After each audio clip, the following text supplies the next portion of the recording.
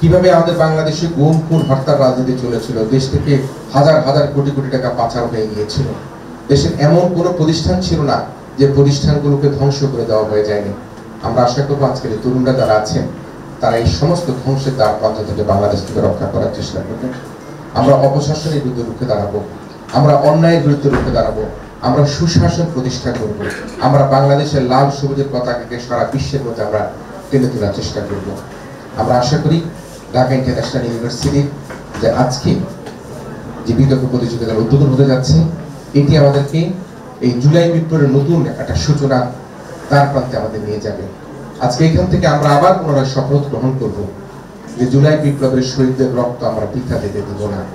জুলাই বিপ্লবে যারা শহীদ হয়েছে তাদেরকে সামনে রেখে তাদের রক্তের শপথ নিয়ে আমরা বাংলাদেশকে লাল সবুজের পতাকাকে এগিয়ে নিয়ে যাওয়ার জন্য আমরা সকলে মিলে ঐক্যবদ্ধ থাকবো।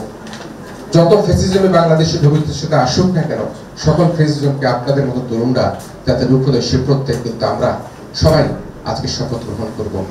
আমরা এই শপথ গ্রহণ করব বাংলাদেশকে কোনো লুণ্ঠনকারী যাতে লুণ্ঠন করতে না পারে, বাংলাদেশে যাতে আর কোনো ভূমিদস্যু বাংলাদেশে কোনো সৃষ্টি না হয়, বাংলাদেশে কোনো ব্যাংক ডাকাত যাতে ব্রেকফাস্ট, টিফিন কিংবা স্ন্যাক টাইমে মজাদার আয়োজন মানে অল টাইম ব্রেড তৈরি না হয়। আপনাদের বলে রাখি যে আপনাদের শিক্ষার্থীরা যারা আছেন, আমার যারা আলোকিত মঞ্চ আছে সবাই জানেন যে বাংলাদেশে সিএসআর ফান্ডের নামে হাজার হাজার কোটি কোটি টাকা লুটপাট হয়ে গিয়েছে। আপনারা দেখেছেন যে যখন শীত আসতো বা আমাদের বাংলাদেশে যখন প্রাকৃতিক দুর্যোগ হতো, প্রধানমন্ত্রী ত্রাণ তহবিলের টাকা প্রদান করা হতো।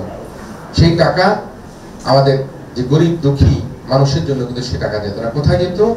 যে ফজিলতুন্নেসা ফুটবল টুর্নামেন্টের জন্য, শেখ রাসেল ফুটবল টুর্নামেন্টের জন্য, মুজিব বর্ষের জন্য, মুজিবের নামে সিনেমার জন্য। অর্থাৎ যে টাকাটি আমাদের গরিব দুঃখী মানুষের জন্য দেওয়া হতো, তাদের কল্যাণে দেওয়া হতো, সেই টাকাটা ব্যবহার করা হতো মুজিব পরিবারের নানা রকম আনুষ্ঠানিকতার জন্য। এগুলো অত্যন্ত দুঃখের বিষয়। আমরা সেই দুঃখ থেকে পরাক্রান্ত ভাবে বলতে চাই, ভবিষ্যৎ রাজনীতিতে আমরা আর এরকম কোনো কিছু দেখতে চাই না।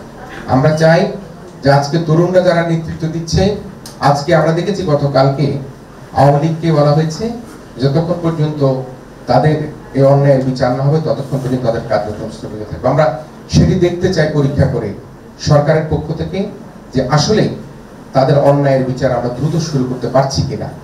যারা মানবাধিকার সংস্থাগুলো রয়েছে তারা যে সুপারিশ পেশ করেছে সেই সুপারিশ অনুযায়ী কাজ হচ্ছে কিনা।